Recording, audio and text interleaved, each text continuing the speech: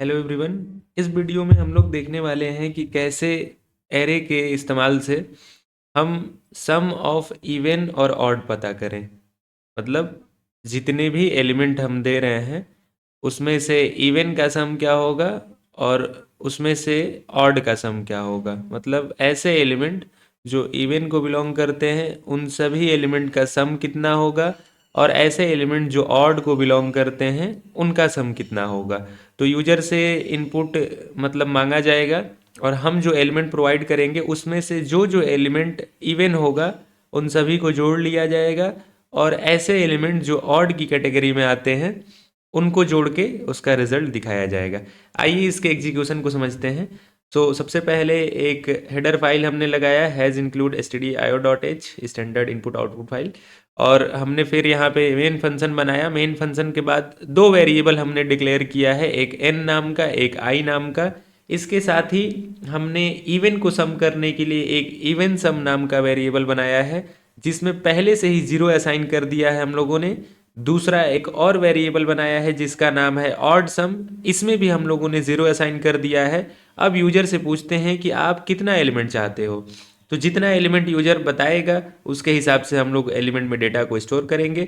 सो एक simple message provide कर देते हैं, enter the number of elements in the array, जिससे यूजर समझ पाए कि हमें क्या और किस टाइप का डेटा इनपुट करना है। एन में हम नंबर ऑफ एलिमेंट्स को यहाँ पे स्टोर करेंगे और उसी एन को हम लोगों ने यहाँ पे साइज में पास कर दिया है।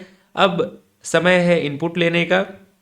प्रिंटफ में हमने यहाँ पे इंटर एलिमेंट्स लिख दिया और फिर हमने लूप चला दिया for I is equal to zero, और जीरो से लेके आई लेस देन एन तक आई प्लस प्लस एक एक इंक्रीमेंट करते जा रहे हैं। और फिर हमने यहाँ पे ये देखा कि प्रिंटफ में हमने आई प्लस वन लिख दिया है और स्कैनफ के मदद से हमने क्या किया है, यहाँ पे एरे ऑफ आई में इनपुट वैल्यू को कराते जा रहे हैं। ये जो प्रिंटफ में हमने लगाया है सिर्फ एक अच्छा रिप्रेजेंटेशन के लिए है कि सिस्टमेटिक चीज़ें दिखती जाए, हमें मतलब मैसेज मिलता जाए कि कौन सी वैल्यू हम लोग यहाँ पे एंटर कर रहे हैं। और फिर सम को हम लोग कैलकुलेट कर रहे हैं, calculate the sum of even and odd number. ध्यान से इस लॉजिक को समझिए। हमने कहा पहले सबसे पहले एक लूप चला दिया for I is equal to zero, I less than n, I plus plus, if array of I divide by two equal to zero. अगर एरे ऑफ आई को डिवाइड करते हैं टू से, डिवाइड इन द सेंस यहाँ पे हम लोग percent का सिंबल लगाते हैं, और आप सभी को पता होगा कि डिवाइड और परसेंट में एक तरीके से क्या अंतर है, रिमाइंडर वाली बात कहाँ पे होती है और वो क्या रिटर्न करता है। तो बेसिक इतना जानकारी आपको होगा।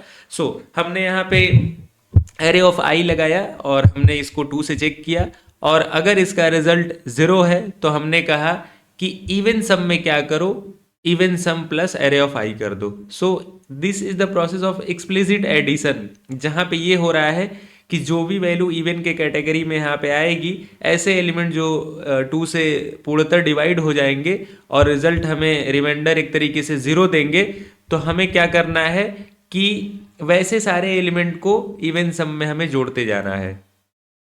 और ये प्रक्रिया तब तक चलेगी जब तक हमें पूरा ही हमारा एक तरीके से एलिमेंट का काम ना हो जाए। सो जीरो से लेके आई लेस देन एन तक ये काम होगा, और जितने भी एलिमेंट इवन सम में होंगे उसको हम इवन सम में जोड़ते जाएंगे एक एक करके। सो ऐसे कंडीशन चेक होगी, और जो एलिमेंट भी इस कंडीशन को मीट करेंगे, if array of I mod two is equal to zero, और फिर हमने इवन सम में उसको यहाँ पे जोड़ लिया, असाइन कर लिया। और अगर ऐसा नहीं है तो फिर उसके लिए कंडीशन लगाने की जरूरत नहीं है। ऑड सम के लिए अगर इवन नहीं होगा तो ऑड होगा, तो सिंपली हमने एल्स लगाया, और एल्स में हमने क्या किया कि odd sum is equal to odd sum plus array of i.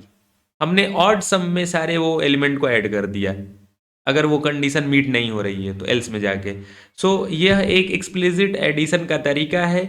हमने सिर्फ एक स्पेसिफिक कंडीशन लगाया, अगर ये कंडीशन मीट कर रही है तो इवन सम में उन सारे एलिमेंट को जोड़ते जाओ, अदरवाइज अगर ऐसा नहीं हो रहा है तो ऑड सम में, और हम फिर उसी इवन सम और ऑड सम को यहाँ पे प्रिंट करा ले रहे हैं। तो बहुत ही बेसिक सा प्रोग्राम है, और आइए इसको पहले एग्जीक्यूट करते हैं।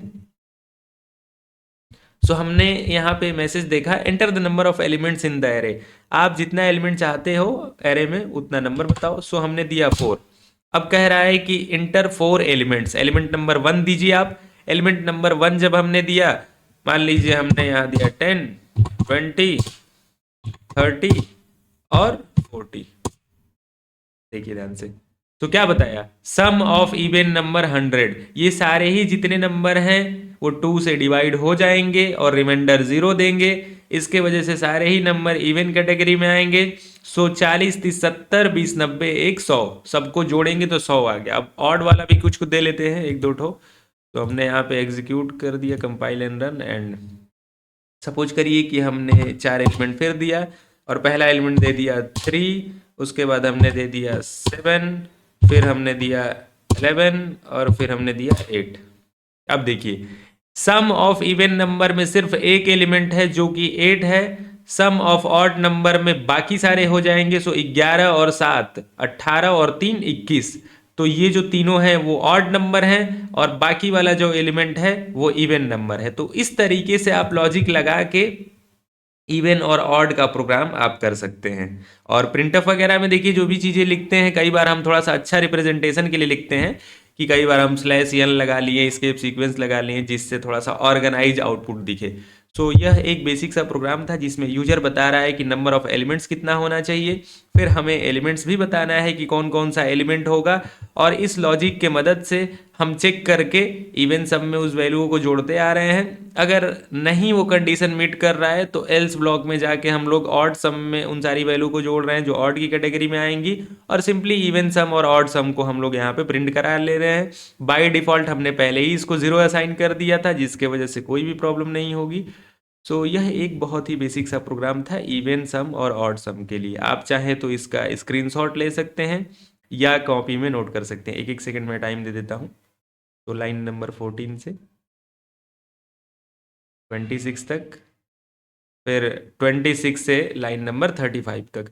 सो इस वीडियो में इतना रखते हैं, कुछ और नए प्रॉब्लम के साथ मिलते हैं नेक्स्ट वीडियो में। Thank you.